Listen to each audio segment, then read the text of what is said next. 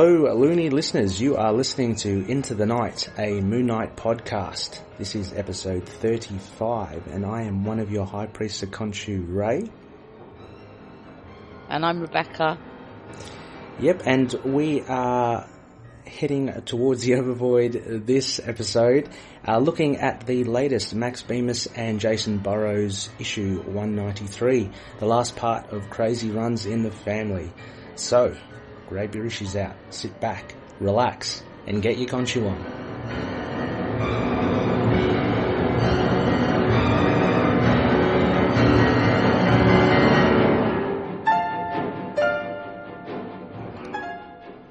Yes, welcome back, Loony Listeners. Thanks for joining us yet again. We are here to continue the Moon Knight train of reviewing all the comics and TV and toys and any news to do with Moon Knight.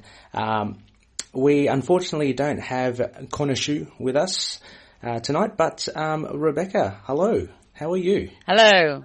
I'm good. It's the middle of the night, but apart from that, I'm good. Yeah. That's good. It's a good week for comics. It was a good week for me. So, yeah, it's good. Fantastic. And not only is Rebecca joining us, but we also have a special guest, and he is one half of the Moon Knight Core Facebook page, which is an immensely popular and funny page, all to do with Moon Knight. We have Chad. Chad, hi, how are you? Hello, doing just fine. That's cool. Chad, and where are you broadcasting your dulcet tones from? Over in United States, Port Angeles, Washington. Yeah, nice. Yeah, I actually, the United States being such a large country, I had to actually take Google Maps out and have a look where you are situated, more so to actually get your time zone right. So, Looney. Yeah, we actually have, we're working in 3 different countries here. So, myself in Australia, Rebecca's over in the UK, and we have Chad from the Moon Knight Core over in the US, which is pretty cool. Before we get into news, I guess, Chad, it would be great to get a bit of an insight, into yourself and the Moon Knight Core page. Yeah, I mean, like, how did it come about? Well, to be honest, I'm not like a huge part of it. I'm not an admin or anything. I just really like talking to other Moonies, We just go ahead and exchange memes a lot of the time, but, it's a lot of touch and go on various topics on, Moon Knight, and, well, it's just a lot of fun. Yeah, I mean, it is. It's really cool. I mean, they're all, for me, it's the daily funnies, basically. Always like to get the notifications of one of the memes or some of the memes that you post up across. But you do it with also, I guess he is the one that has started. It's Bobby from the UK as well. I actually, I actually found out he was English because you guys have just recently done like an audio review. Yeah, they went ahead and posted that this morning, I believe. Mm-hmm. Yeah, was it only just this morning? Okay. Yeah, because I was just in the layover from one bus to another, and I see this pop up. It says, "Hey, we just finished recording this," and it was, the same review that we're doing today. Yeah. It's just really good. I try to listen to all of it because it's early in the morning here in Australia, and I woke up and I saw it. So I got a good 25 minutes in, so nearly finished it. But it was really good ideas on Moon Knight, and we'll crack into it with this issue as well. But interesting to see how Bemis's run kind of sits amongst the other volumes of Moon Knight. Rebecca, yeah, how would you see, just like overall, I guess, how do you see Bemis fitting in to the whole Moon Knight canon? Well, he's certainly come in different. Let's see if I can get my thoughts together on it. I kind of like having a fresh voice, but I think he's experimenting and it's not always 100% successful. Yeah. I think, yeah. Would you tend to agree, Chad, as well? A bit hit and miss? I'm actually pretty fond of it. Like, it's not 100%, but I think it kind of fits in with, Moon Knight's, fractured mentality. It's kind of it's sort of disjointed, but it's kind of like painted glass, it's just kind of in its own way. Yeah, it's certainly interesting, and it has its supporters as well as some detractors as well. I mean, like I guess any writer who does push the envelope a little with the character will always create a divide between those that have a more traditional sense of the character and those that want to see, the possibilities that the likes of Moon Knight. It's also incredibly hard to come follow Warren Ellis and Jeff Lemire. Oh, for sure. If you're going to talk about like jumping onto a character, they're not. I don't know if I'd want to be and for that I do kind of appreciate it, because I think you can either be terrified of that, or you can like go for it, and he's definitely gone for it. And I mean, on the whole, I like it more than I dislike. And what should I say? On the whole, I like it. I enjoy it. I think Moon Knight's a character where he can take fresh takes. Yeah. But it is hard because like the Lemire one is just outstanding. That is a very hard one to follow up on, and you've just reminded me of one of the memes actually on the Moon Knight core. There is one of Moon Knight grabbing a guy, and it's all to do with that thing that you mentioned, Rebecca, about the you can actually flex your creative freedom with with Moon Knight. We should point out that's a cat. That's a little cameo from Flippy. Come on, get out. You can create you can flex your creative muscles, I think, with Moon Knight, and Moon Knight is like, if you look at all the Marvel characters, or most of them, Moon Knight does actually kind of give you that flexibility to go with it. It seems like the editors just say, just run with whatever you want, as opposed to, say, the X-Men or Spider-Man, where I think they have very strict rules of how to depict him or them. That was definitely what Jeff Lemire said. Yeah. Yeah. So, but yeah, I think he can take tonal shifts, and I think that's always going to have people who are pro and anti, because you get very settled in what you're used to.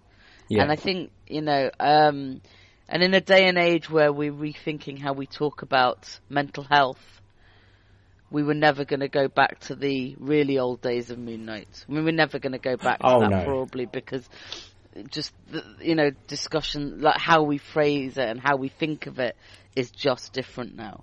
Oh, for sure. Yeah, I mean, covering some of those classic runs, which Connor and I and Rebecca, you see how not only mental illness, but a lot of social aspects, how are treated back in the day. So it's kind of good, that we've kind of gone past that.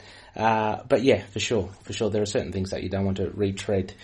Chad, how did you actually get started following or collecting Moon Knight?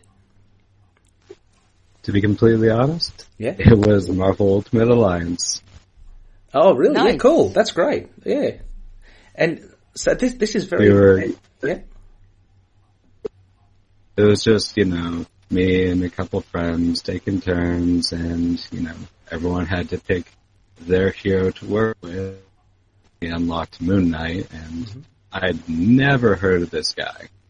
Just comes out of the darkness, indicting voice, just Moon Knight. Yeah, just like Flippy. Yeah, really, that is that really parallels one of our previous Loonies to come on board, Tommy. He was mentioning how he was really taken by the voice of Moon Knight as well on Ultimate Alliance. It seems to be a I've got a crazy cat here. Sorry, I'm really distracted. It seems to be quite a popular way to get introduced to Moon Knight. So I guess we've got to tip our hats off to the video game as well for actually bringing in some fans. Had you collected? What did you collect at the time before you fell into Moon Knight? Before Moon Knight, I just kind of did a lot of, for instance, Loki, Agent of Asgard. Oh, I love that run. It's like one of my favorite things ever. I think my favorite bit was when he blows up the river fish. Yeah. I just love it so much. Sorry. Yeah, no, next to nothing of that, but that's cool. That's a pretty recent run though, isn't it? Loki, Agent of Asgard, that would have been just a couple of years old, I guess. Chad,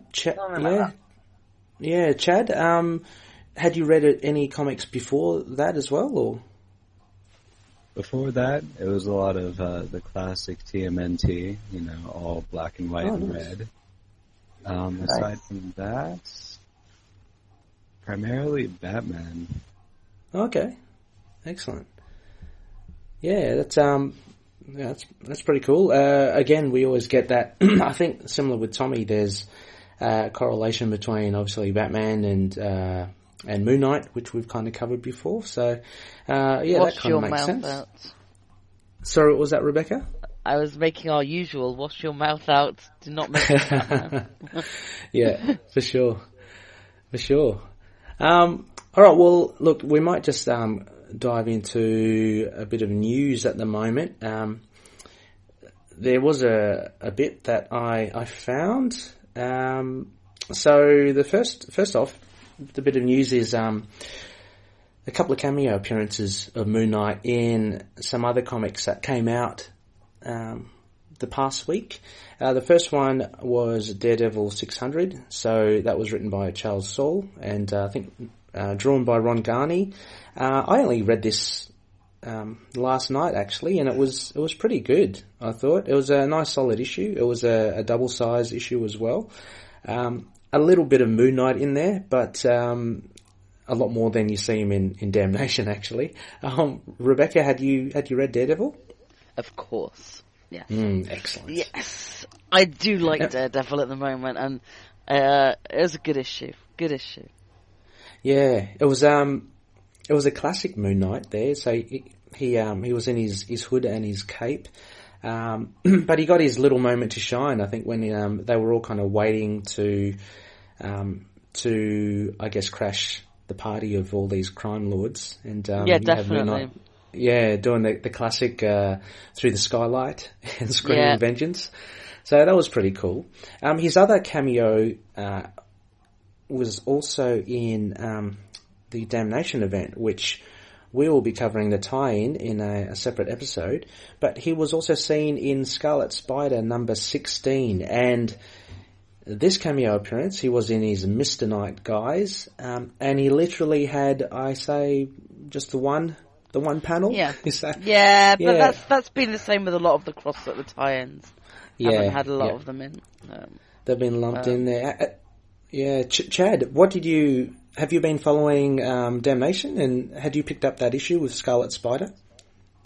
To be honest, I haven't picked up Damnation because Means kind of ruined it for me with the Deadpool-esque Mystery Knight appearances. But I'll probably be at least reviewing them from my friend's collection of some sort, Yeah, that is one of the sticking points, I must say. Moon Knight's depiction in Damnation and how Donny Cates has kind of handled him. Look, a big cast of the Midnight Suns and a lot of characters get through with Damnation, and rightly so. It's more leaning towards Doctor Strange, but there are a lot of loonies feeling that Moon Knight's been left a little on the wayside and depicted in a different sort of madness, more of the, as you say, more of the Deadpool type. Rebecca, what are your thoughts on this? My thoughts are he's in it so little, as is like Iron Fist, except for the tie-in, and the other people that I'd be reading it for. That it's not something that would stop me enjoying a story. Mm-hmm. They kind of recognise it and go, yeah, maybe it's not the Moon Knight I'm used to from the last number of years. But as we were just saying, different people taking different takes on Moon Knight, and at least this one isn't so much.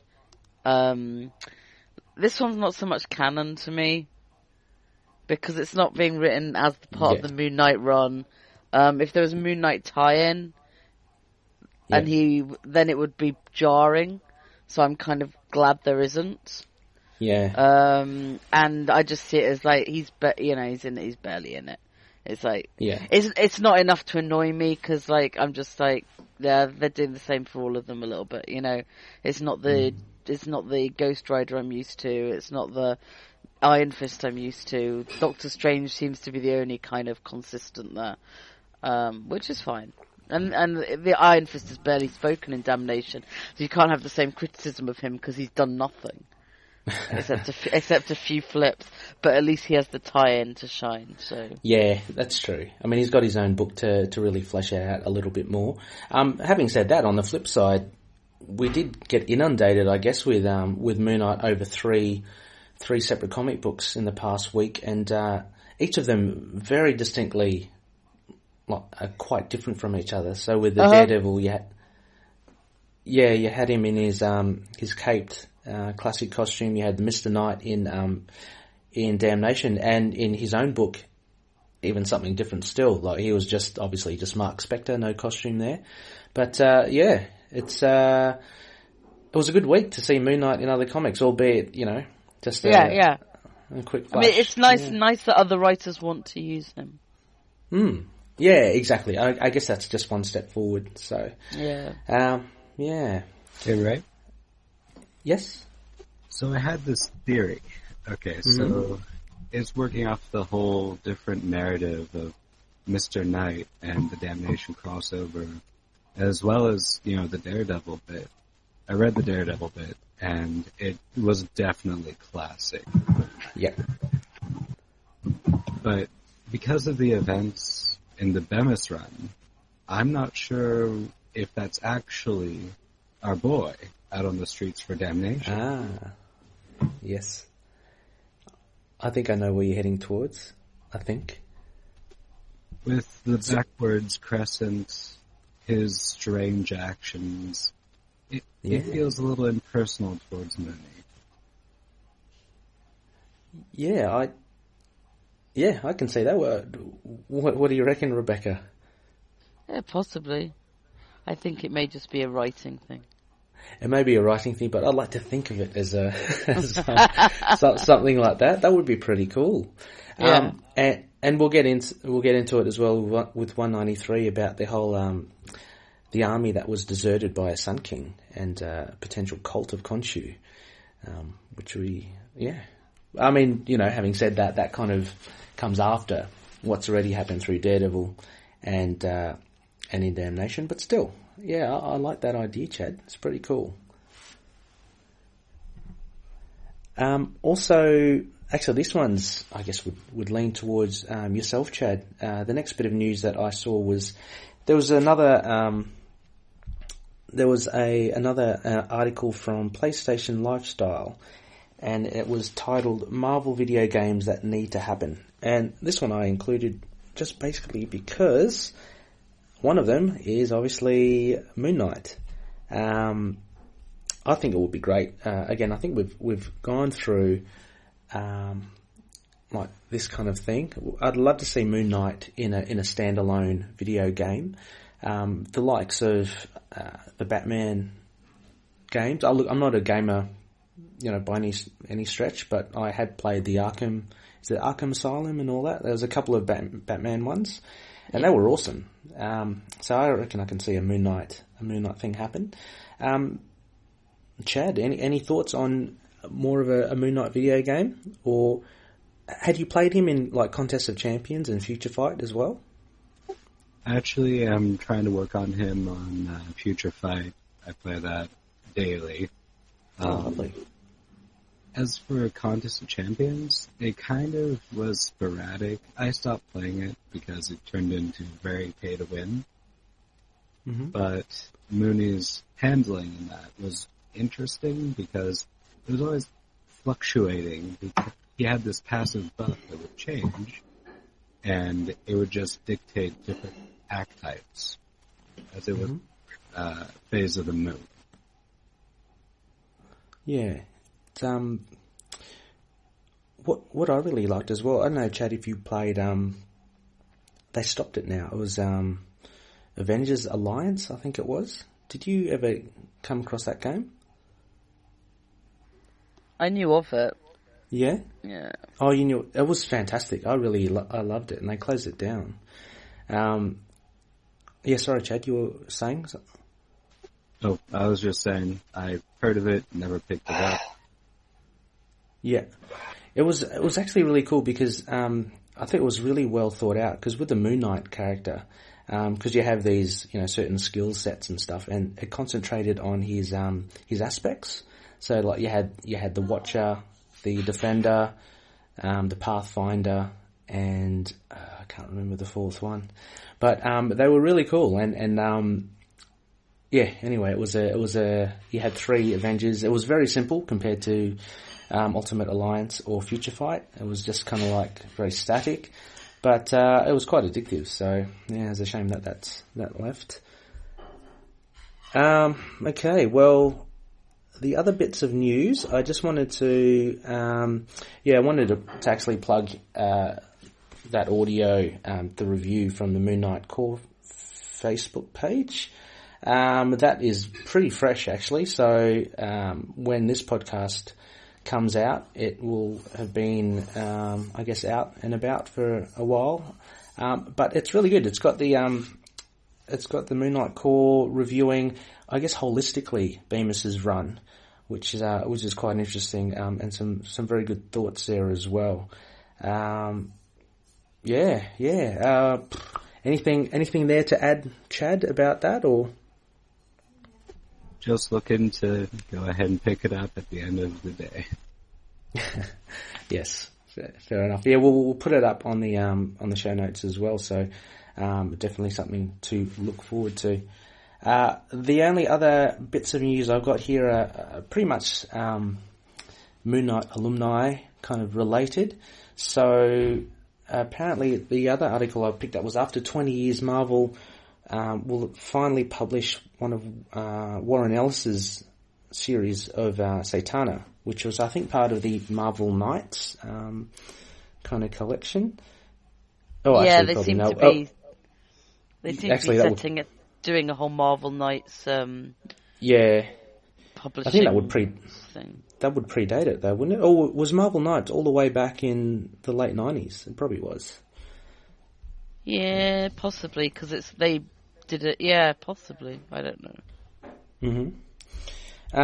So Warren Ellis's a couple of his issues of Satana is going to be released, which is pretty cool.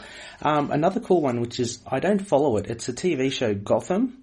And again, we can't get away from relationships here with Batman.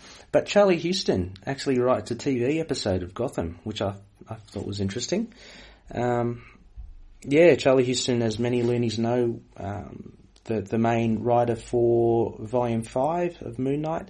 Very popular amongst a lot of Loonies as well. So, and what we're currently reviewing in our modern runs. So, that's pretty cool. Chad, do you watch Gotham? Yeah, I've been going ahead and picking up a few episodes here and there. I'm up to date on what they have on Netflix, and a few episodes in between that don't exactly make sense, but a few of the characters I really love. Like, they really illustrated the Penguin with amazing credulity. Yeah, he does look quite remarkable. There's another gentleman there as well. Rebecca, do you watch Gotham as well? I haven't watched any of the new series. We tend to get it a bit late here. Right. So, Who's the guy that looks like the Joker, but apparently he's not the Joker? Is he? Oh, Jerome. Jerome. Right. And what's his story? I don't remember. Child of a circus, kind of like a Dick Grayson type thing, except there was a bit of intrigue involving the murder of his mother. Okay. Cool. No, well, Charlie Houston's on, I think, on an episode there, writing, so that's pretty cool. Also, we have Jeff Lemire, his Black Hammer series, which he's trying to expand the universe for. He's going to release, or they're going to release, the Quantum Age, which is set, I think, 1,000 years into Black Hammer's future. This should be pretty good. Rebecca, I know you've been following Black Hammer. I've been following it too. I haven't picked up the other offshoots of it. I haven't yet, no, because I got Black Hammer in trade. Okay. I got the first volume in trade, then caught up with the last ones in issues, but I haven't bought either the tie-ins yet. But I hear they're really good. But I'm going to get them in trades, because after establishing that I thought it was a good read, I decided to pick up the trades. But no, it's great. He's doing great work, and on this, there's some things he writes I'm not 100% on board with. But almost everything that he writes I love. So it's good. It's a really nice homage to sort of Silver Age comics, and I'm looking forward to him doing the 1,000 years in the future. Why not? Yeah, it's always exciting. It's kind of like Valiant's 4001 AD. It's good to. It's a nice little thing to have. Yeah, futuristic iterations of the universe that if you're in charge of the whole universe yourself, then you can do that, because the problem I get the problem you have with it with 4001 AD and Book of Death and stuff like that is whether you're suddenly tying yourself into a continuity, this is where the world has to go towards this point, but he's totally in charge of it, and he's also only bringing these spin-offs are only coming in very short 4-issue runs. Right. So they're not attempting to be this massive sort of all-encompassing thing. But no, I'm excited by it. It's a good comic. It's good, and I think with if you are, say, Jeff Lemire, and you want to, I guess, be able to have a grasp, I don't want to say control over everything, then it makes sense, obviously, to have smaller snippets, smaller limited series of stuff. Otherwise, if it expands really exponentially, then you start losing control and having to, I guess, impart it on other writers to handle. So I guess it allows him to kind of, to still keep his hands on the reins for it as well. Yeah, it's good stuff though. Yeah, Chad, had you been following Black Hammer?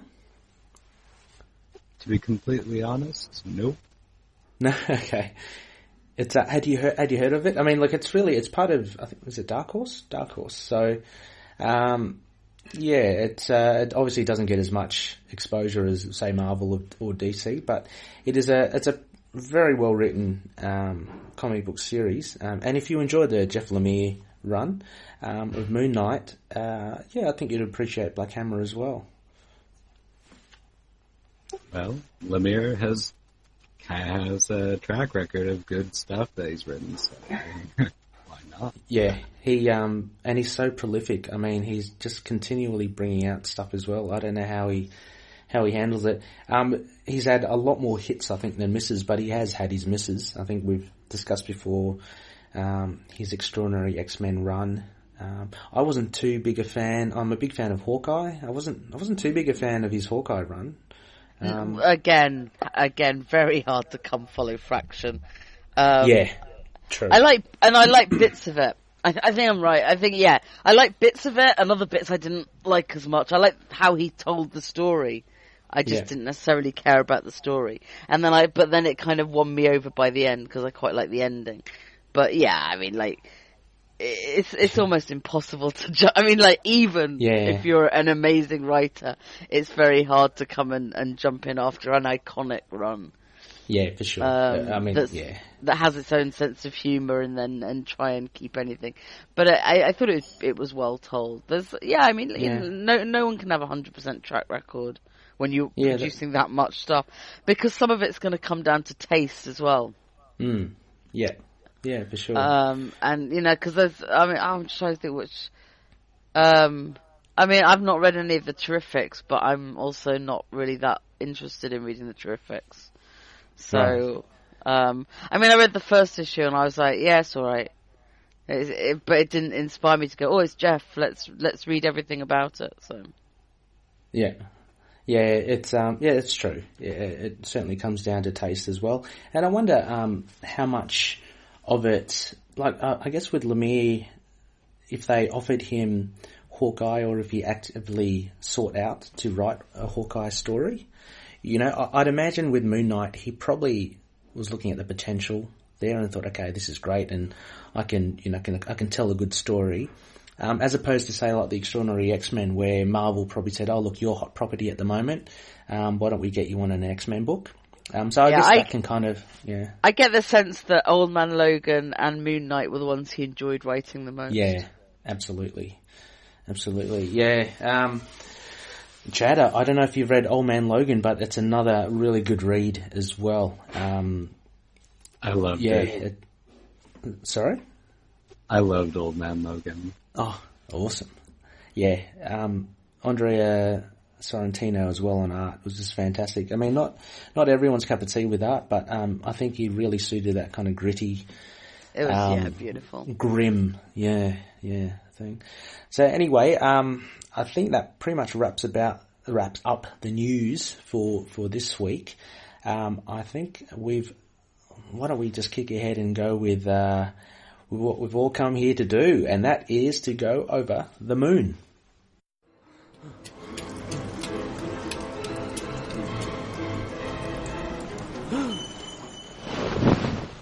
Yes, we are back with Over the Moon, which is our comic book review. So for this episode, we will be concentrating on the latest issue by Max Bemis and Jacen Burrows. It is Moon Knight number 193. And what I thought would be pretty cool, I thought if we can ask our good friend Chad to give us the bare bones for this issue. So before we start, as always, for those who haven't heard this before, we will start off with the bare bones, which is a synopsis of the comic book that we're going to review. It will then be followed by 4 main aspects, which are just 4 main themes of the issue, which we find interesting to discuss. Any notes, which are just observations or references or Easter eggs or anything like that. And then we cap it off with our Crescent Art ratings out of 5. So, having said that, Chad, would you mind giving us the bare bones? Okay, so this is Moon Knight, Volume 9, number 193, Crazy Runs in the Family, Part 6 of 6. It was released 28th of March, 2018. Obviously, Bemis, Burrows, inkers, it's Guillermo Ortega. Matt Lopes is the colorist. Corey Pettit is the letterer, and the editor was Jake Thomas.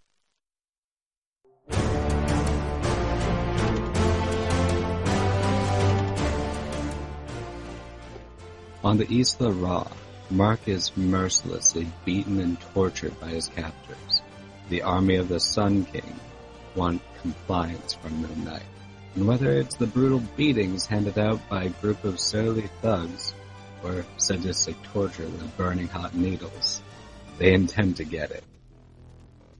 Meanwhile, Beatrice kneels at her bedside, a world away in New York, and prays to Khonshu, a safe return for Mark and Marlene, her father and mother. Frenchie looks on as Beatrice gives a heartfelt prayer to Khonshu, in hope that her lost father, whom she just found, is returned to her and that he saves her beautiful mother. Things aren't looking good on the island as Mark is beaten to an inch of his life. He's cradled by Marlene, and both reflect on very real possibility that Moon Knight won't be able to get out of this one. A moment before the final ritual, the two lovers embrace, and Mark pleads to Marlene to promise to not let Beatrice ever forget her father. If things don't end well on this island, in tears, Marlene can only hold Mark close and promise him just that. The final ritual is at hand, and with a ring of fire, Mark is thrown. As he slowly gets up, Sun King finally appears and enters the ring. He is both excited and glad to have met Moon Knight, and extols the opportunity to meet his nemesis face to face. The Sun King mentions that if it weren't for Moon Knight, his existence would prove worthless. Upon threatening his daughter, Mark charges at the Sun King, but it's not long before the fiery flames and power from sun to Sun King's eyes, and hands subdue the fist of Khonshu. The Sun King beats Mark, knocking out a tooth, and burns the side of Mark's head, singeing his hair. With defeat almost at hand, the mind of Mark turns to his other personalities, and it's Jake, who chats with Khonshu, pleading for some sort of help. Khonshu explains that it's belief in oneself, or in something, which sets Mark apart from the Sun King, a strong belief that will allow Mark to win. Within Mark's fractured mind, the images of Beatrice appear, and it's with the beloved image that a firm belief is set to the mind of Moon Knight. Motivation is not enough, however. Much like the Sun King, Mark will also need to allow his belief to give him the strength and power to carry out his convictions. It's the power of crazy which reignites Mark, and with the unstoppable force, Mark reawakens and punishes the Sun King. Mark not only wants the Sun King to yield, but wants him to fear Khonshu. It's with this fear that he instills in the Sun King, which finally grants his submission. Even Sun King's powers refuse to work after surrendering to Mark. It seems the Sun King's belief in himself is no more. With the Sun King beaten, the army of Rock quickly dissipates, and we see Bushmen, the truth, go their separate ways.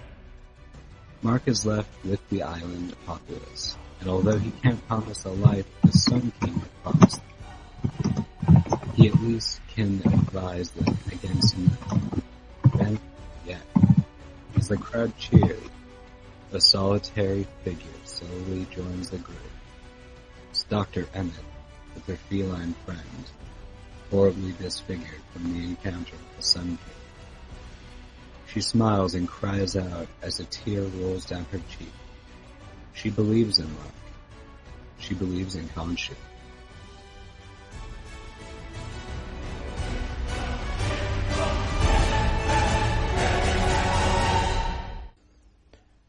Yes, thank you so much, Chad. That was a cool reading there of the Bare Bones for issue 193. So this issue ties up the crazy runs in the family, the first arc of Bemis's run. It's had a lot of interesting feedback, I guess. First off, Rebecca, I guess overall impressions. What did you think of this issue? Overall I liked it. I didn't love it. I thought there was some interesting back and forth that were a little bit jarring.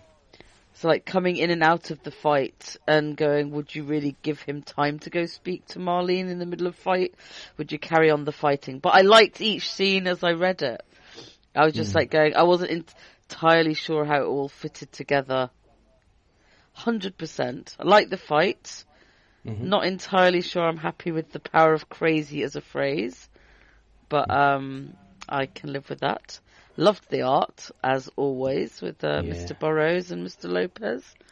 I like the idea that believing in something makes you stronger. I think it fits very nicely when you have a god in play.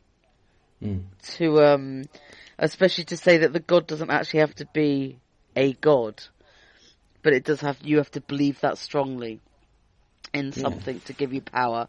So I like a lot of the themes behind it. I didn't love all of the how it actually came out. I like the bit at the end. I'm glad the cat came back. It was obviously one of our biggest questions from the first ever issue. We want to know what's happened to the cat. I mean, it's like I liked every few pages on their own, but I'm not entirely happy with how they're put together, I guess. Yeah. Oh, that's fair enough. That's good. And how about you, Chad? What were your overall first impressions? Like Rebecca, I don't like the term power crazy, but I get it. It's not necessarily like that's just how it got turned into the dialogue. I think that it's not necessarily power over crazy as much over power over his own lunacy. Mm-hmm. Yes, exactly. Yeah. It's definitely the phrasing, not the actual concept of what they're trying to get across that I didn't love. Yeah. Yeah, for sure. I enjoyed it as well. It was interesting. I mean, like Rebecca, we spoke about just before we went on air about the holistic view, I guess, of the Bemis run, and a few inconsistencies. Overall, I thought it was solid enough, although it did have a few shortcomings. So anyway, let's crack into the aspects. Chad, I guess. What would the most defining bit of this issue be for you? I think that one of the more defining pieces of this is Dr. Emmett. Oh, yeah. I was kind of skeptical about her entire appearance, whether or not she was, in fact, just, Amot putting on airs, or if it was Dr. Emmett, and that's just, Mark being crazy again. Yeah. But her showing up at the very end, not showing signs of being an alligator, that was pretty nice. And just, she wasn't overly dramatized. She was very passive, but it was enough of and ironic in its own way because, well, she was there to prove that Mark was crazy. And to us, through Mark's mind, she was an alligator. She was Amat. But at the very end, she's not. So it's still keeping his entire psychosis in limbo. Yeah, that's it's quite interesting. Look, I'm a little dim. When I first read this, I was wondering who it was at the end. Had to be kind of pointed out after a while because I had totally forgotten about Dr. Emmett. She kind of came and went in the first two, or the first issue basically, and we hadn't seen her since. But I think the thing that threw me off was her missing eye. Like I couldn't remember that she didn't have an eye, but her the cat kind of gave it away, I guess, at the end. I think the cat was the big clue. Yeah. Yeah, and no, it was good to see her back actually, and it does actually bring things kind of full circle by having her there just at the end. So it'll be interesting to see what they do with her character onwards. But yeah, as Chad mentions Rebecca as well, and we had mentioned as well the whole thing with Emmett and Amut and the truth. There's a lot to play there still, I think, with her character. Yeah, I'm definitely looking forward to seeing where it goes next. Yeah. How about you, Rebecca? What would a main aspect be for you for this issue? The art again. I'm very taken with it. I'm very taken with all the oranges while fighting. Yeah. When they go into like his mind, it's just. Yeah. I know the colouring as well. It's so beautiful. It goes into like sepia and black and white, and then you get the sort of like psychedelic thing where Beatrice is coming up, and they all like make this realization that gives them something new to believe in.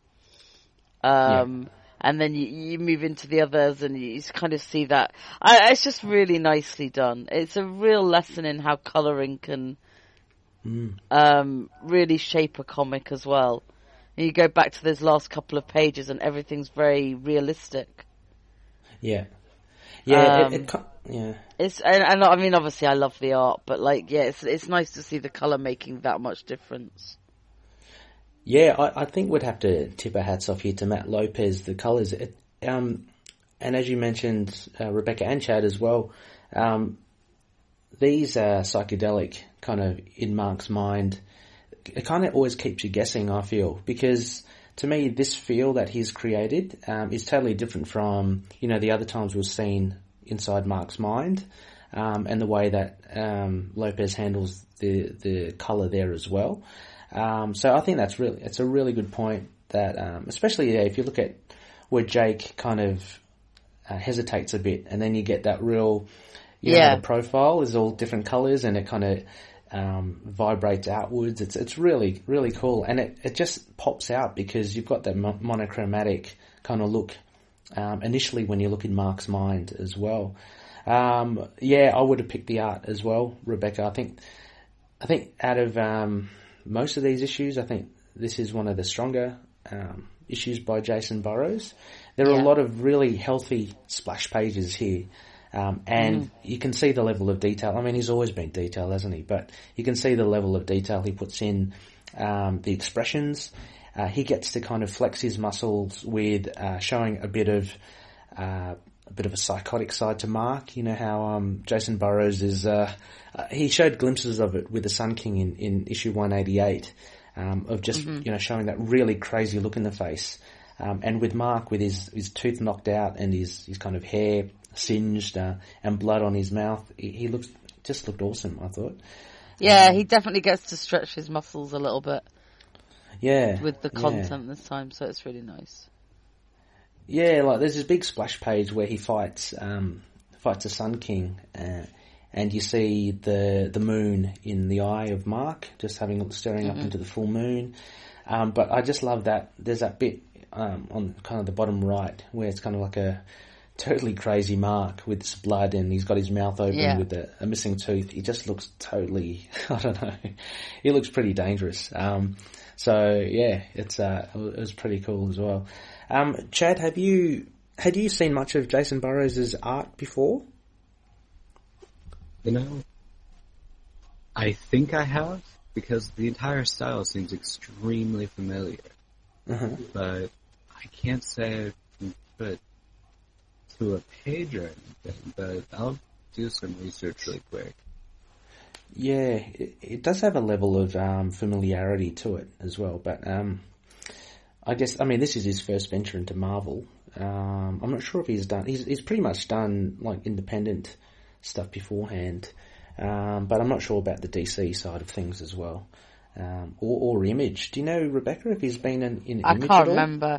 Yeah, no, I can't remember. I remember we talked about it right in the first episode, but I've certainly not seen his art before.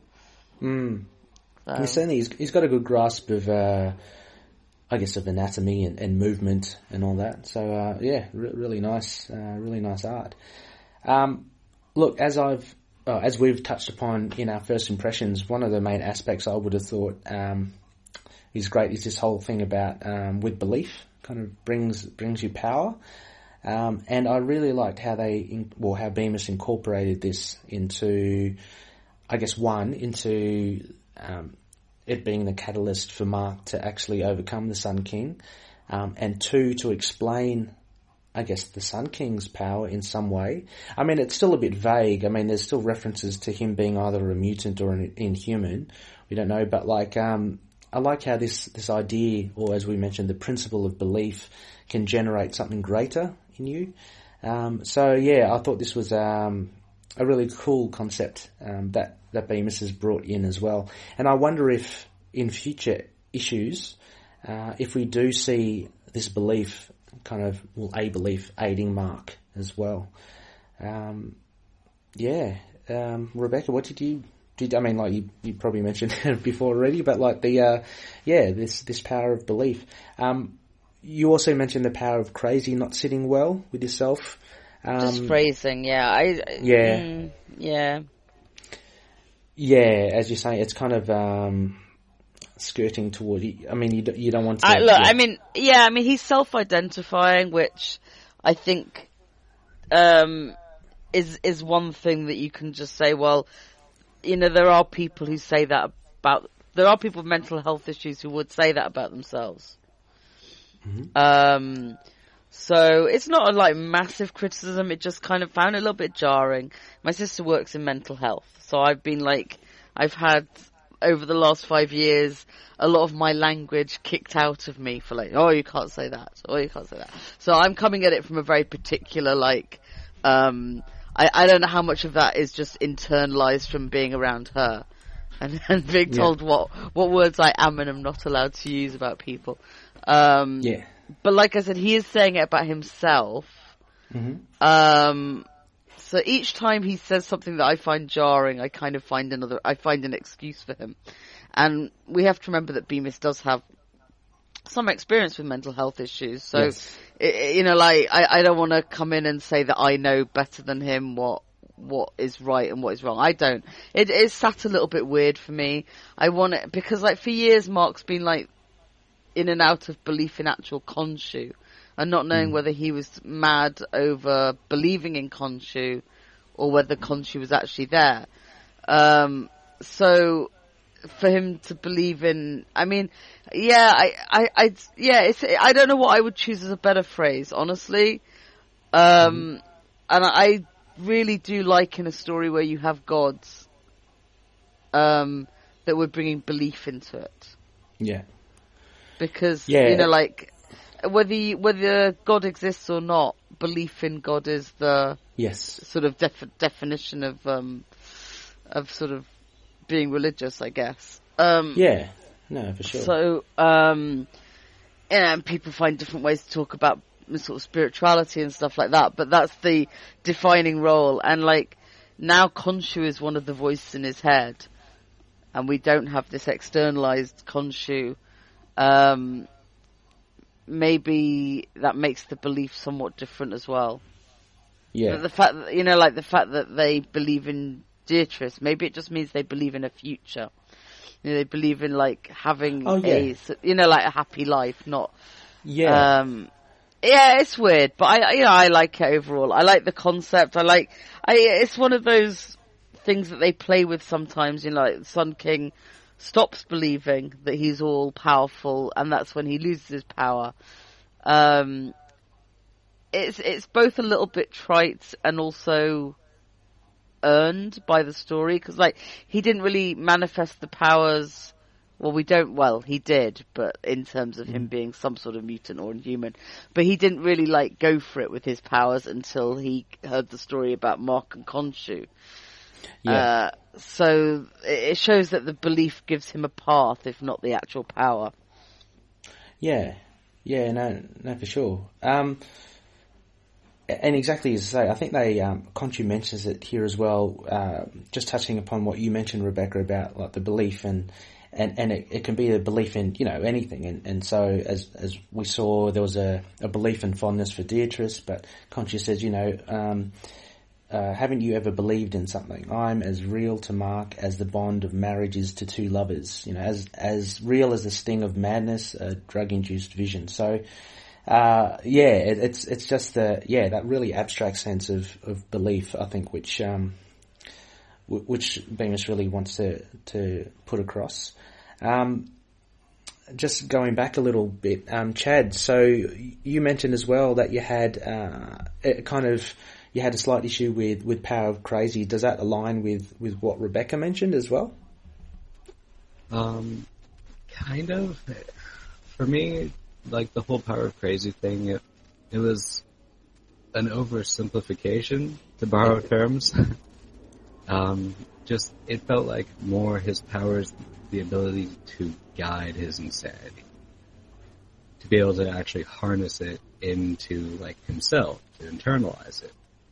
Rather than just, you know, oh, hey, I can generate this manifestation of my crazy. Yeah. Yeah, I think as Rebecca mentioned, for want of a better term, I think, Bemis just went straight for a really kind of simple and obvious, kind of on the nose, term for it. So he has kind of really simplified it, to the extent, as that. But look, it's an interesting one, and like I said, it'd be interesting to see how they use this onwards as well. I think the next arc though would, actually, having listened to the Moon Knight Corps review, there'll be a lot of one shots now, is what I've heard. Had you, any of you, Rebecca, had you heard that as well? No, I hadn't, but I've not really looked into it. Yeah, I haven't looked into it as well, but if that's the case, that would be interesting as well. I mean, I don't mind the old one-shots, but it would be interesting to see if they do pursue it in the next coming arc, which looks to be more of a, again, another historical look back at Mark when he's young. I mean, that's just judging from the covers by Becky Cloonan. But that'd be quite interesting. Look, for the final aspect, so we've had Dr. Emmett, we've had the art, we've had this power of belief. I wanted to mention basically how the Sun King submits to Moon Knight. I think this is, I guess this is the main result of the end of this whole arc as well. The Sun King wanting to gain ascendancy over Khonshu, to be the dominant, I guess, deity over Ra being over Khonshu as well. So we see Mark getting the Sun King to yield or to surrender and basically fear him. So he instills that level of fear back into the Sun King, and with Sun King surrendering, he loses his power of what he kind of gathered before. This is pretty much tied in with, I guess, the power of belief as well. Where was I going with this? I was just talking about the Sun King, I guess, losing his power. I just wanted to kind of dive into that, but we've pretty much covered kind of that as well. The only other thing here I saw is on the digital version, page 17, and I got it as a bit of a note as well. It's funny that the Sun King isn't immune to his own power. Like, Mark pushes his fiery hand towards his chest and actually uses it as a tool to make the Sun King surrender. We saw before in the earlier, I think the first issue, 188, the Sun King, he's like self-immolates, doesn't he? So if he is not immune to his fire, he would have just been burnt to a crisp then. So anyway, we see a bit of an inconsistency there, and of course his burnt hands. It's probably when he's straight on in belief mode, he's immune. Yeah, true. I mean, your comic book logic here. Yeah, that's it. The old CBL. the old comic book logic there. So, but this is one of the big defining things of this issue about Sun King basically losing and what happens, repercussions. We see Bushman slipping away into the night, saying, that's enough, I've kind of lost. And you see the truth, reassessing his own values and just walking away, which is surprising as well, because would not Mark Spector try and apprehend both of these fellas? I mean, the truth escaped prison, so he's not exactly innocent of anything.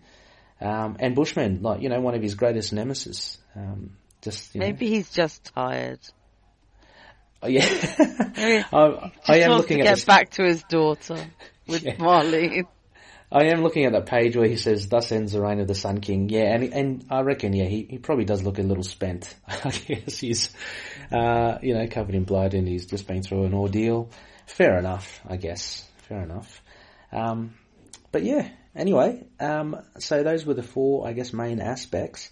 Any notes? Does anyone want to kick off on any, small observations on the issue that they want to just highlight? Chad, have you got any? There's one thing that's been haunting me this entire time. Yeah. The crazy woman with the needles. Oh my god. That grin is terrifying. Yeah. It's, I think, out of the mind of a creative writer there. You've got this random older woman who looks quite nice to begin with at the top panel. She's just knitting. Looks like a third grader's art station. It's so pastel and beautiful. And then you get closer, and she's just superheating 2 crochet needles to do who knows what with. I know, I was wondering, speculating there as well. What do you reckon she does with the needles there? He's still got his eyes, so, I know, some sort of branding. But anyway, yeah, that is nothing scarier than an older woman with some burning hot needles. Look, a little note I had, and again, this is me just wondering, is the scene with Beatrice and Frenchie. We see Beatrice praying by her bedside, for the well-being of her parents, Mark and Marlene. And you see Frenchie very much in there as well. I'm still wondering if this is a Sixth Sense sort of thing, where we are meant to believe that Frenchie is there looking after Beatrice, or whether, because he doesn't really interact with her other than, putting a hand on her back, but she doesn't take note of it, or whether, again, it's just something like he's not there. I don't know. What did you both think? Do you think Frenchie is real, or? Yes, I do. You do? Okay. Because how about you, Chad? Well, I'm looking at the page right now, and he puts his hand on her shoulder, and it's positioned in a way that keeps his hand from ruffling the shirt at all. There's no actual interaction; it's just placed there. Exactly, and if you look at the previous issue as well, all the interactions with Mark, Frenchie, and Beatrice, Beatrice never really acknowledges him. Mark refers to Frenchie, don't step on Frenchie's skin, or he talks to Frenchie, but there's no real acknowledgement from Beatrice that Frenchie's there. So I don't know. I'm wondering if that's a little seed that's being planted that will be revealed or developed later on. But I just thought that was quite interesting. The other note I had was the Beatrice splash page. When they I don't know what you both thought as well. Had a little bit of cheesiness to it, obviously, with the thing, but with Jake kind of closing his eyes and smiling and just saying Beatrice, and them all looking upwards to the portrait of Beatrice in the psychedelic colours. I wonder if Beatrice, bears a resemblance to Max Bemis' daughter.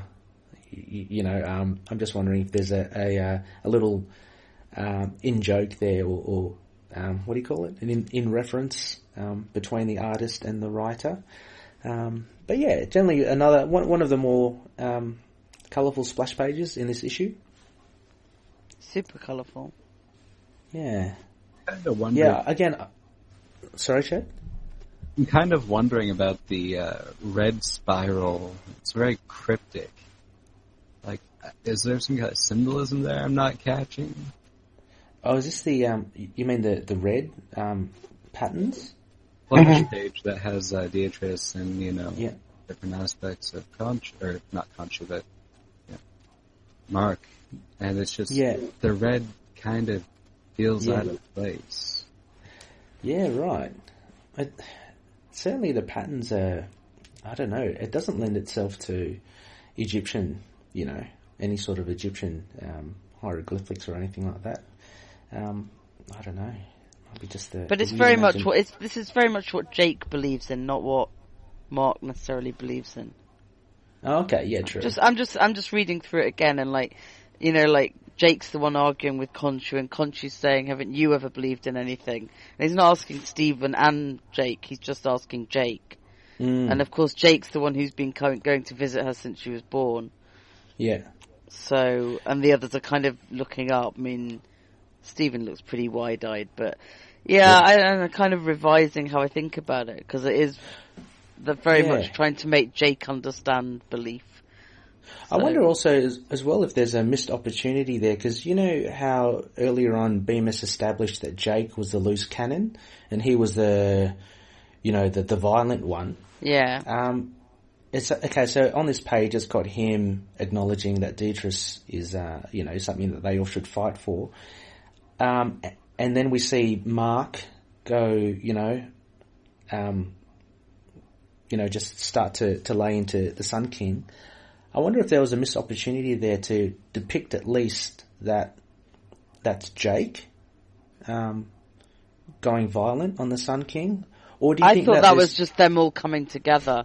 Like right, Jake realizing that there is something he believes in the same way as Mark believes in. Okay. Yeah. So they're acting as one, but probably using Jake's violence.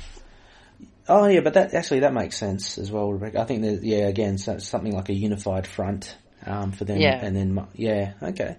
Yeah, because I did like the touches earlier on in the early issues how Jake was established as being he's the don't let him out. He's almost like the unpredictable one. I like Stephen being the one who's like talking about metatextual references and things like that. It's like, bless him. Yeah, he's very. I like the way their language changes. Yes, depending on who's talking. That's pretty clever. Let's give Bemis a thumbs up for that. And that was a sticking point, I think, with a lot of his previous issues, in where everyone kind of sounded the same, which I kind of thought was pretty very bad. distinct. Yeah.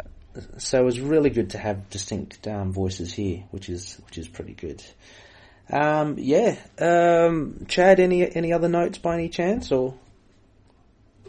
I just wanted to say this is kind of a comparison with.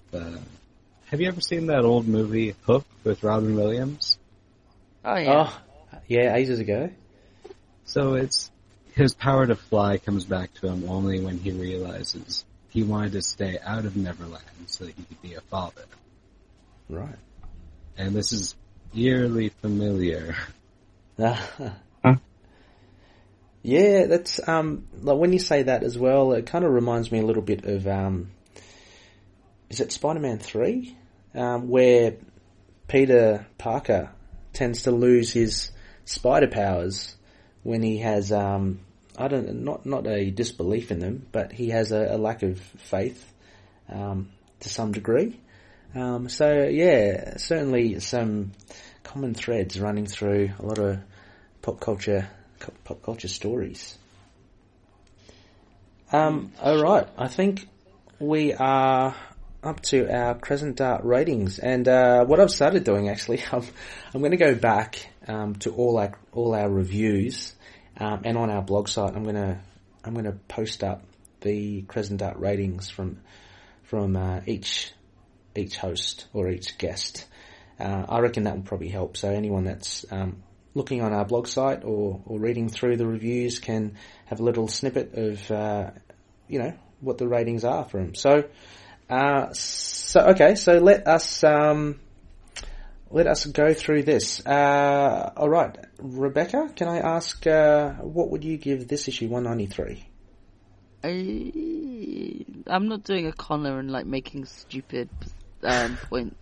I will give it a 3.5. Lovely. So, I mean, I'm close to giving it a 4, but I don't know. I mean, I liked it a lot, so maybe 4. Maybe 4. Make it 4. Okay. So I'll put you down for 4. Yeah, I like it more as I reread it. Yeah. Oh, that's all. That's a sign of a good issue there, Rebecca. Yeah. Chad, how about you? What would you give 193? Contrary-wise, I will give it 3.5 burning hot needles. Oh. Lovely. Does that take into account how it fits into the rest of the run, or is that just for this particular issue itself? Honestly, to go with this by itself, I would put it up at a 4. But the way that it works with the rest of the series, it feels kind of rushed, like they had to explain a lot. So that's what brought it down to 3.5 for me. Yeah. Righto. I would, you've affected my rating now as well, Chad, because you make some good points. I would have to say, I'd have to say 3.5 as well. I'll give it 3.5. I'm looking at it at more of as part of the run. And I felt that, look, I know it was rushed a little, but I like the way that Bemis handled, say, you got a really quick, snippet of Mark, getting tortured and beaten. Like, that was all covered in a couple of pages, but it gives a sense that this is a continual thing that they've done to Mark for, who knows how long. So I like how they do that. I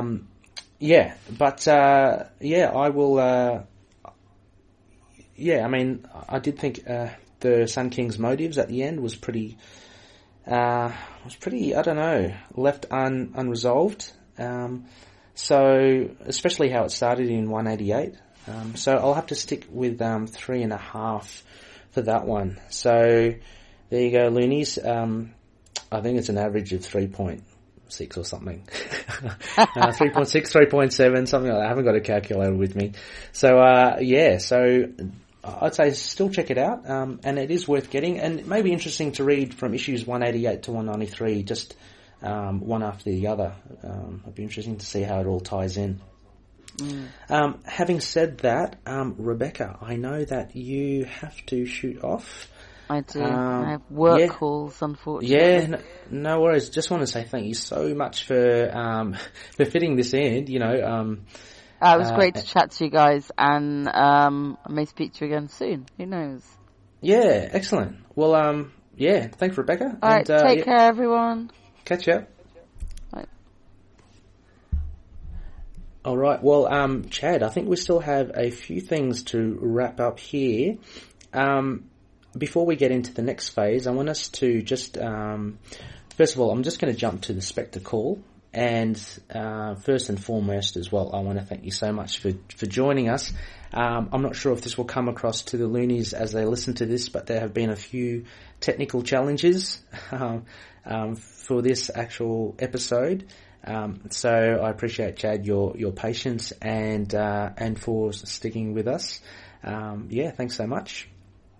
No problem. It's been really fun. Yeah, I'm hoping to have you on again, hopefully when the internet connection is a lot better. It's a few gremlins, they're never fun with the podcast, but thank you so much. And also just wanted to SPECTOR-CALL out, Moon Knight Core, the Facebook page. Go check it out. They are really, really good. Chad, would you, or let me just quickly look it up. So I'll put this in the show notes as well, but you can definitely catch the Moon Knight Core on facebook.com/Moon Knight Core, all one word, and that will take you to their page. They do daily memes, really funny. There's a lot of great discussion on there. A fantastic following. My gosh, this is a following I can only dream about, Chad. There's like 2,800 odd people following the page, so a massive amount of Looney fans there. So go check them out when you can. Before we sign off, we've actually got a lot of Looney feedback to go through, Chad, and what I was hoping we'd do is can we maybe just take one each and just read them out? Cool. Do you want to, maybe you can kick us off with the first one from Levi? Sure. It says, this one says, pretty good issue, although it felt rather short. Also, it covers a bit misleading, although that's not unusual, I suppose. Anyway, Sun King was taken care of in a way that leaves the door open for him to come back in the future if necessary. So that's nice. Always good to have a memorable addition to Mark's rogues gallery. And Bushman's still around too. Well, most of them. Little bit concerned with the preview for next issue, though. The true origin of Mark Spector revealed. Haven't we had that before? Pretty recently, even. I hope this doesn't end up being a rehash of the origin arc from the previous run. In fact, I hope it doesn't end up being more than one issue, since as good as the run has been, aside from a bit iffiness in the first couple issues, I'd really like to see Mark get up to being a superhero soon. Like, don't get me wrong, I'm all for these looks into the psyche or his past, but at some point you just gotta miss the days when he was a superhero doing superhero-y things, you know? I'm probably sounding more critical here than I actually intend to be, so I'll just wrap it up by saying again, pretty good issue. Yes, thank you, Levi. Yeah, for sure. Look, I can't disagree with a lot of what he said. Yeah, of course, the cover is totally misleading. We didn't get that Predator-esque fight of Moon Knight in the jungle. And I totally agree with you about it being rather short.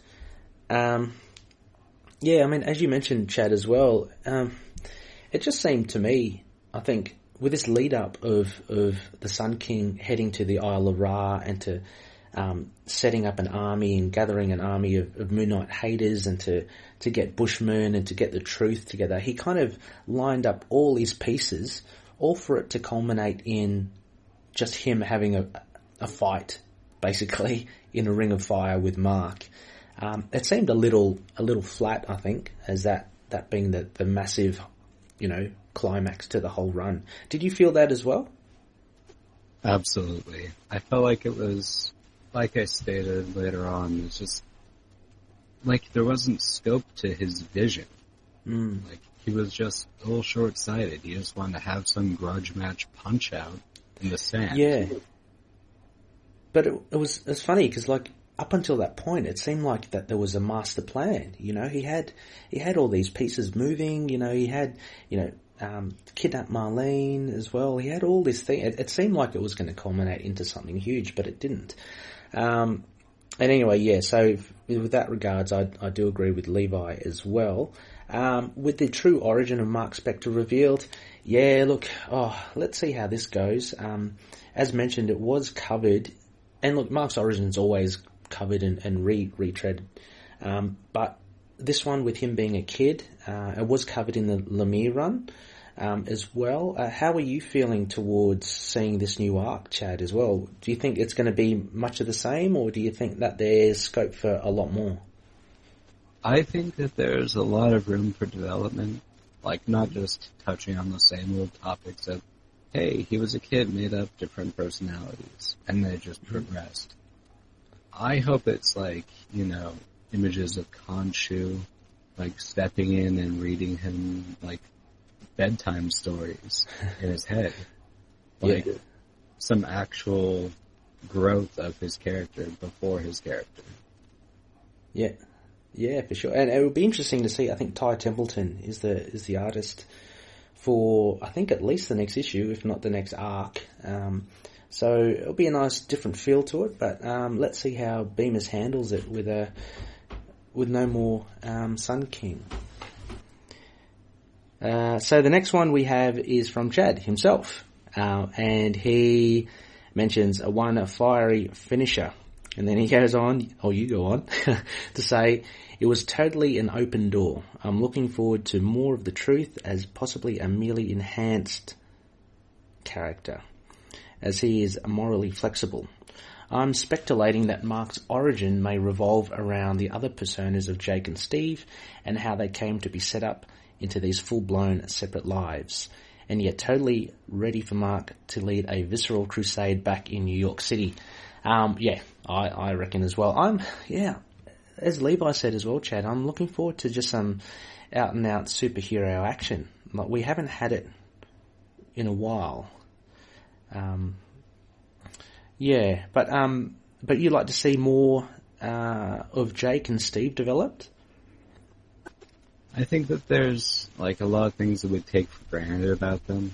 Like, we just kind of chalk them up to being the edgy cab driver and the smooth savant, but, I mean, that's pretty much the faces they put on, but these are, like, actual lives.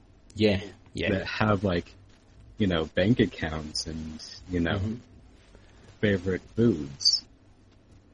Yeah, we saw a bit of that from Steve. I believe it was issue 188 or 189 with him, his corporate side. But yeah, I agree. I'd like to see more of it and more of Jake, more of Gina. Like the supporting cast, like Gina and Ricky and Ray, in the diner, and Crawley. I'd love to see more of them. So I love Crawley. I love him. Crawley's cool. I love his idea of the tea bag, how he has that, and he just uses it non-stop. Because he, obviously can't afford a new one. But yeah, Crawley's ace, and you see a lot of the classic runs as well. He actually is instrumental in helping Moon Knight, crack cases and stuff. So that's great. Chad, do you want to grab Tommy's one? Yeah. So Tommy, our guy on the street, he says, "Yeah, for sure.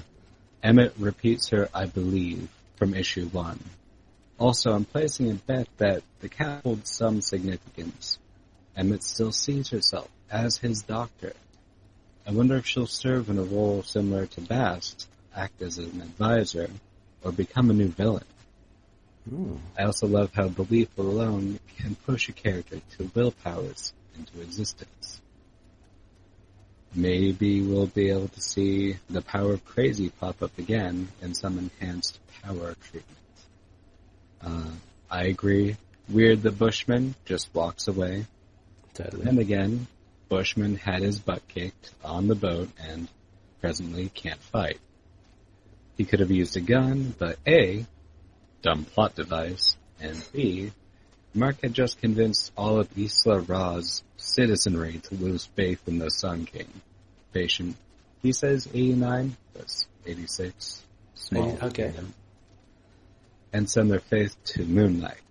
Now I wonder if Moon Knight's power will be impacted by his new faithful. If so, getting back to beat-em-up street comics will only bring back more followers, rescued victims, etc. Onward and upward. That'll all have to wait until we get that, until the next flashback arc is settled. Yeah, thanks Tommy, our man on the streets there, and fellow Loony. A couple of good points here as well. Chad, what do you reckon here? I think this is an interesting point from Tommy about Emmett.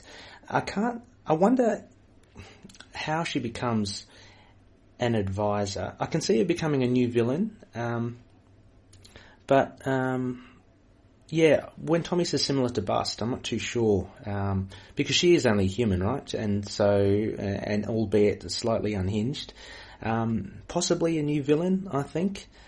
But at the moment, she seems to be very much on the side of Mark Spector. For now, she's seemingly on that side of things. I have this theory that if she turns into a villain in some way, shape, or form, it'll be along the same lines as, say, Doctor Strange, or not Doctor Strange, Dr. Hugo Strange, to be specific. Oh, okay. So, So what happened? Oh, I'm very ignorant when it comes to DC stuff. So what is it with Hugo Strange? Hugo runs a lot of questionable practices over in the DC universe, creating metahumans of different calibers, or messing with the essentially the way people think, rewiring them. He's made plenty of villains and heroes alike. But he's just a mad scientist and just loves experimenting. Yeah, right. And Emmett could very much be that as well. Maybe skew the truth. I mean, I still want to see some sort of connection to Emmett and the truth, just because its meaning is pretty obvious there. Yeah, I picked that one up when I was going through the episodes. I'm all caught up now. And when you said there was some kind of Buddhist philosophy involving the sun, the moon, the truth. Oh, yeah, that as well. I checked it out, and it's there are three things that cannot be long hidden: the sun, the moon, and the truth. Yeah, right. Yeah, it just makes sense, and I can't see how Bemis would not be privy to that sort of stuff. But yeah, that's interesting. Tommy's also mentioned, yes, as we mentioned, the power of crazy may pop up again as some sort of enhanced power treatment, which will be interesting to see. And also, Bushman, he has a point, as just to walk away. He has been constantly beaten by Moon Knight, so why wouldn't you try to slip away? But the last point here that I think is found very interesting, and I think it's been discussed amongst many loonies, is this cult of Khonshu. So Mark's having these new followers now, and it just alluding to what you said again at the beginning of this episode, with Moon Knight shown in all the other comics. Maybe that isn't, maybe there are other pseudo Moon Knights out there, running around doing Khonshu's will. I don't know. That's how I like to see it, but it will definitely make it interesting. And with this beat 'em up street comics, just his army would seem to grow and grow, I'd imagine. Would you see that a possibility at all, Chad, or am I just dreaming here? No, that was completely what I thought was a blatant thing that could happen. It's been seen in a lot of other comics where people take inspiration from the vigilantes. Someone with a backbone comes out of the woodwork, and it just takes that one guy at the right moment, with like a 2x4, a golf club, to do Khonshu's will. Yeah. It's interesting though. It is funny though, because the populace on Isle of Ra that the Sun King has accumulated, they are a mix of, are they not? They are a mix of Moon Knight haters because they have been injured or disfigured from Moon Knight, and a mix of the people on the boat. Remember, we saw the people stowed away on the boat as well, just people wanting another opportunity at a new life and going on the Isle of Ra. So I'd imagine amongst that kind of population that Mark speaks to at the end, there'd still be a lot of people that would be absolutely gunning for Moon Knight's, death, as opposed to just the other people on the boat, which would, I can see them turning around because they seem quite impressionable. But there's a whole lot of haters there as well. So I don't know I don't know how that works into it. Yeah, there was a pretty mixed bag there. Like, if you look at the crowd, there's like guys missing eyes and arms. Yeah. Some of them were actually on crutches. Right. And it's just hard to imagine that these people that have been accosted, parts of their corporeal being, just kind of, give up. Yeah. Yeah, I can't see it as well, but, again, maybe comic book logic, maybe we can apply that again. I'm not sure. We also have here the next quote, next comment, feedback from Bobby, who, of course, is of the Moon Knight Core Facebook page. And he mentions a page or so more dedicated to just Mark and Sun King battering each other, and it would have been perfect. Looking forward to seeing where Bemis takes this island full of Mooney worshippers idea in future issues. So yeah, exactly as we just mentioned there, Chad. It'll be interesting to see. This is another whole aspect, another whole, corner of the Moon Knight mythos that can be explored, and I find this actually quite exciting as to, Moon Knight having an army with him. And we saw previously in issues, it was only touched upon, and I'm glad it was only touched upon, about the whole legacy of Moon Knight. How we see Ghost Rider and Iron Fist as legacy characters, and Black Panther. Moon Knight is, apparently part of a long lineage of Moon Knights. I'm glad that was just kind of mentioned as a one-off, because that wasn't, to me, that's a, tried and tested idea, for a character. To now actually have these followers is something different for me. And I know you mentioned that this is kind of similar to some other comics and other storylines out there as well. But I don't know, for Moon Knight, it seems quite fresh. And I agree with Bobby as well. Maybe a bit more of the fight. As again we've mentioned, it was pretty quick, albeit very, very nice art from Jacen Burrows. Yeah, Corey, do you want? Oh, sorry, not Corey. Chad, do you want to take the next comment here from Corey? Yeah, no problem. So Corey Hardeman says, as someone who has been pretty critical of this run thus far, I can say I really enjoyed this issue. I wasn't necessarily a fan of how he addressed the crowd at the end. That seemed a bit cheesy. But I love that they're bringing Dr. Emmett back, and she still has her cat. How cool is that? I'll be happy to take a break from the Sun King and this updated version of Bushman. And in the future issues, I hope to see more of the established rogues gallery, particularly Stained Glass Scarlet. I'm a bit skeptical of the next arc. I don't think we need another version of his origin, not at all.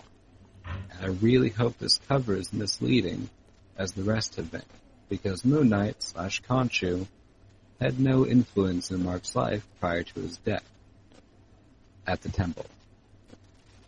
I hope they don't change that, and we've already had a look at how his mental issues impacted his childhood in the last run. I will remain open-minded and hope for the best. One thing I really want in the future is more of Mark fighting in his Moon Knight costume, and less of the boxers, and whatever else random articles of clothing he has on. One of the best things about Moon Knight is that iconic costume. I'd love to see more of it. Yeah, I agree as well with Corey in that regard as well. But I also think that, absence kind of makes the heart grow fonder in that regard. I don't mind there not being a costume as much, at least for a short stint. And look, this was just one arc as well, so we did see the costume in play here and there during these 6 issues. But I mean, like Corey, I'm raring to see it in action. But I think because we haven't had it for a while, it will just make it all the more special when we do see it.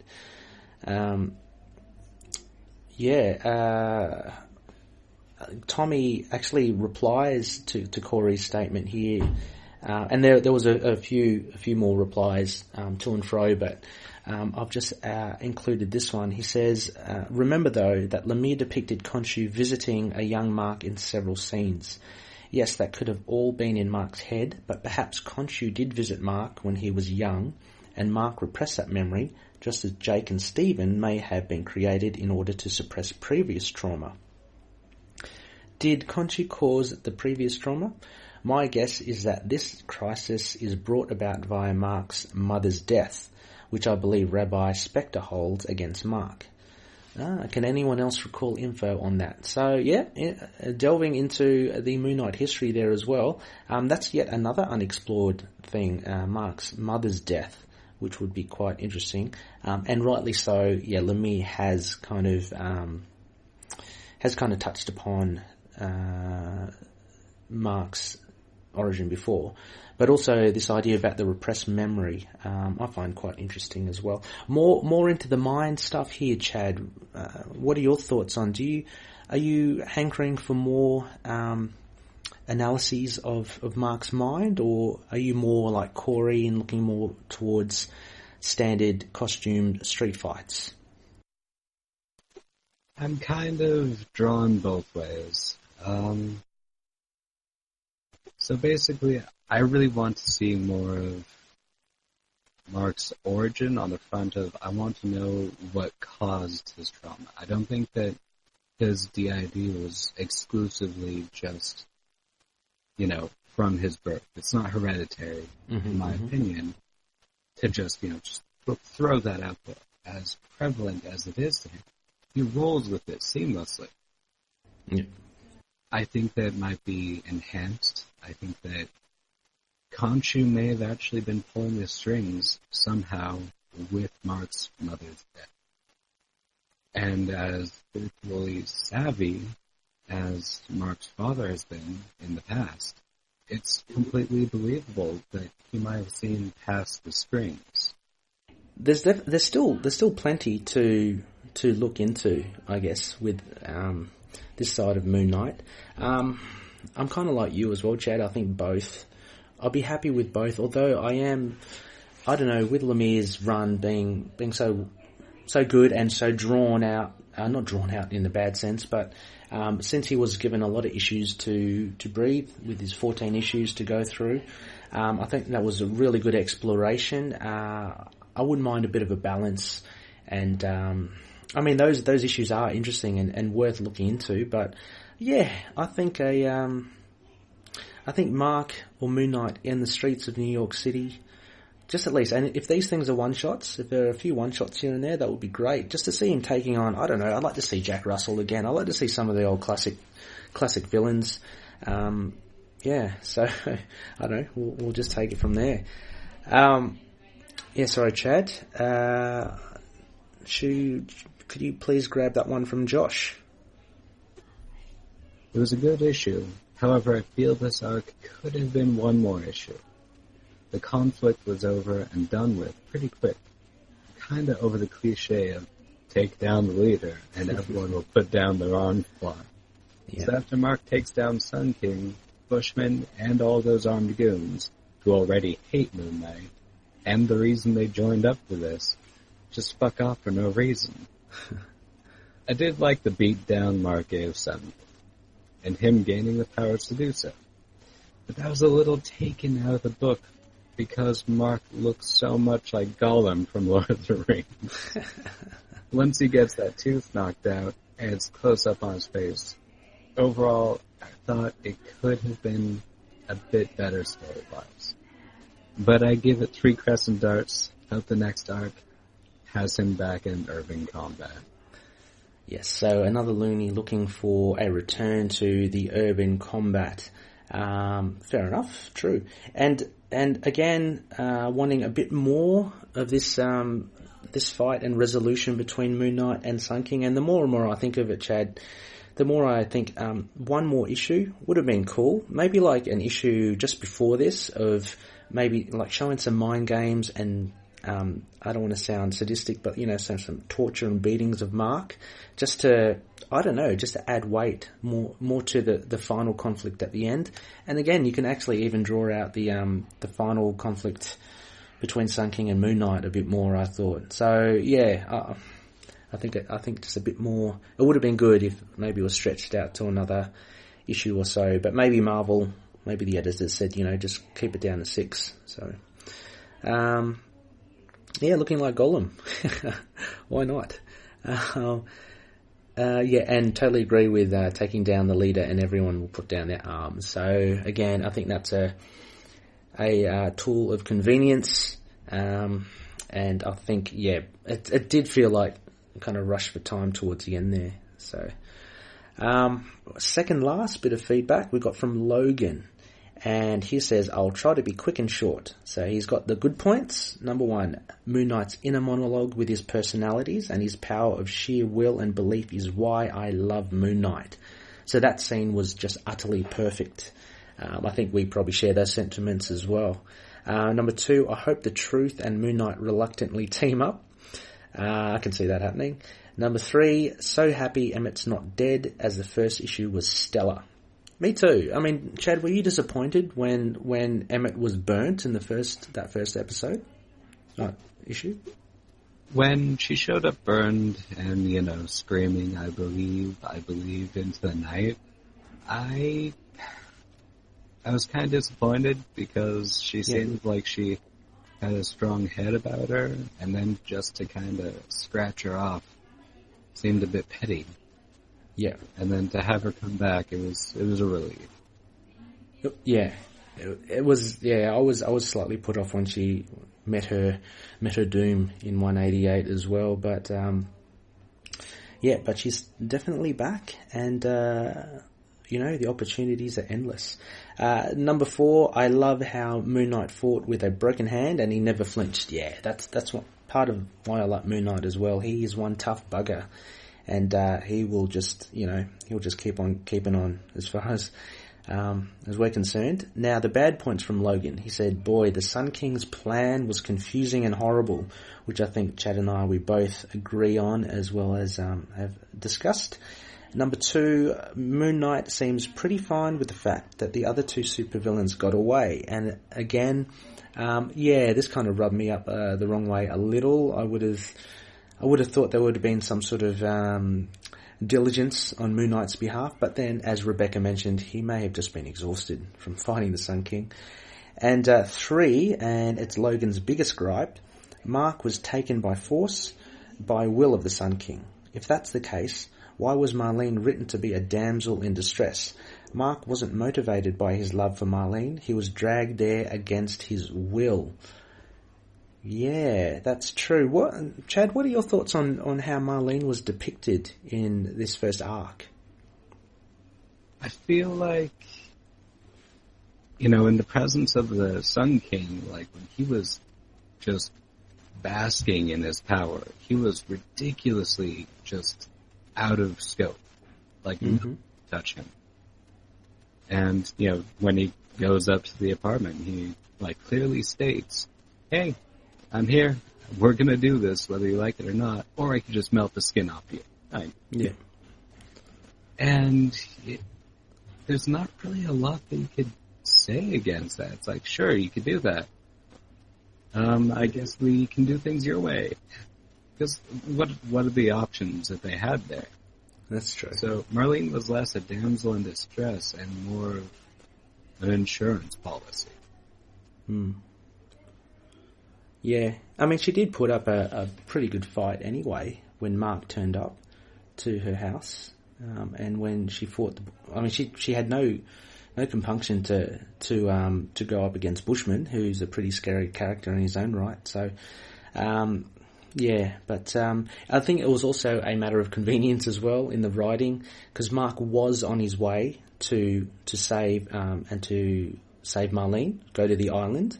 But as was recalled in, I think, the last issue, or was it, or the issue before he was about to leave, there was the army of the Sun King just outside his apartment, wanting to take him to the island. So either way, he gets there. So who knows? I don't know if it was against his will, because he was going to go there anyway. That's how I saw it. So he kind of went along. You know how they tied him up in the chair and on the ship? I think he was pretty confident that he could get out of it if he needed to. So I think he was playing along. But, yeah. And the last one, sorry? Chad, did you say something? Well, he did have the crescent darts, stowed away, so... Yeah, that's right. I think it was his plan to, break free and do some heroics. Exactly. So I don't think he was I don't really think he was dragged against his will. It might have been a calculated move by Mark or Moon Knight. And finally, Chad, we have the last comment. So this is from our MK Midkeen Hidsuzen. You got the good one. Short story, I'm very pleased.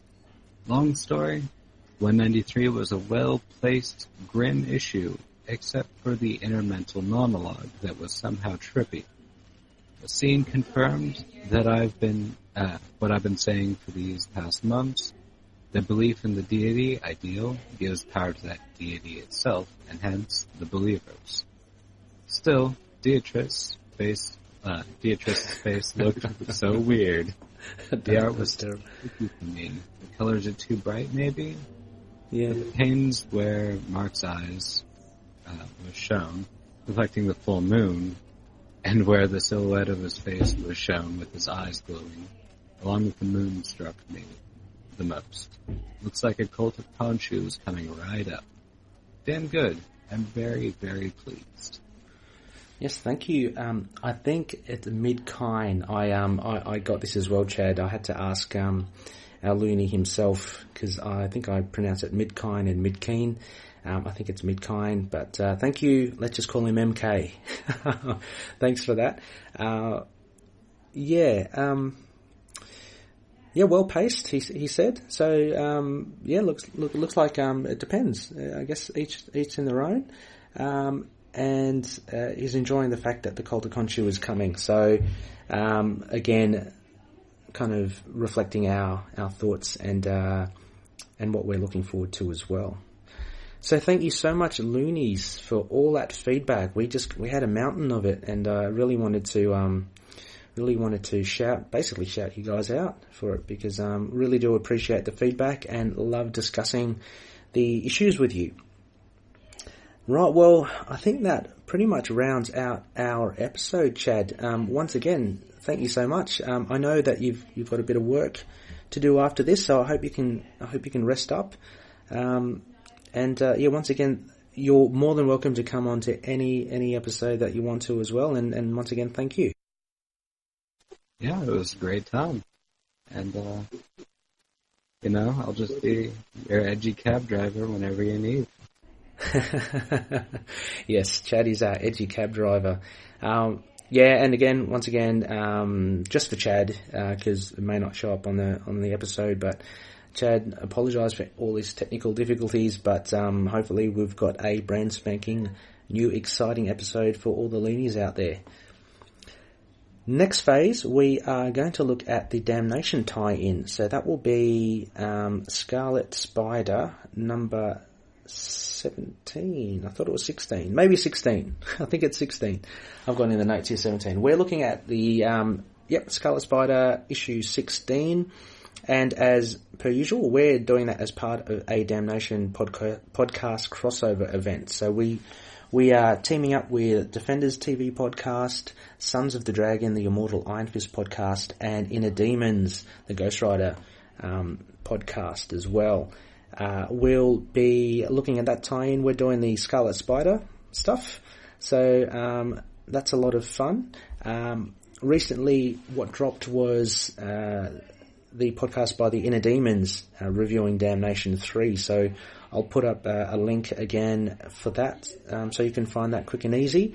And I know on the horizon, the Sons of the Dragons are going to be releasing their issue of their review of Iron Fist number 78. So that should be a lot of fun. With this Easter long weekend, we're going to try and push to get this one out maybe just a couple of days after the release of this podcast episode. So keep your eyes out for that. And rock on with Damnation. And as always, you can find us on email, moonknightpodcast@gmail.com. We have a blog site, which is intothenightpodcast.wordpress.com. We're also on Facebook. We've got a Facebook page, facebook.com/ITK and we have a Facebook group, which is where a lot of the interaction happens between all the loonies, and that's facebook.com/groups/intothenight. We're also on Twitter, at ITK Moon Knight, and we're also on Instagram, Tumblr, and YouTube. So just search for Into the Night with a K, a Moon Knight podcast. We also have a podcast page as well, which is from Libsyn. So I do believe it's intothennight.libsyn.com as well. So that's a very easy way to check out our archives of podcast episodes. As always as well, we're on all your good podcast catchers, so the likes of Spotify, Stitcher, Overcast, Apple Podcasts, also iHeartRadio. We're on that as well. So yeah, just check us out and tell your other loony friends. Well, what I thought here, actually, Chad, how about, can I give you the parting words for this podcast? Would you be able to throw us out to the end of this episode? I guess. As always, may Khonshu watch over this. I'm getting it all mixed up now. Sorry. How about you do it? Sorry? Okay. Alrighty. May Khonshu watch over the denizens of the night. Catch you later.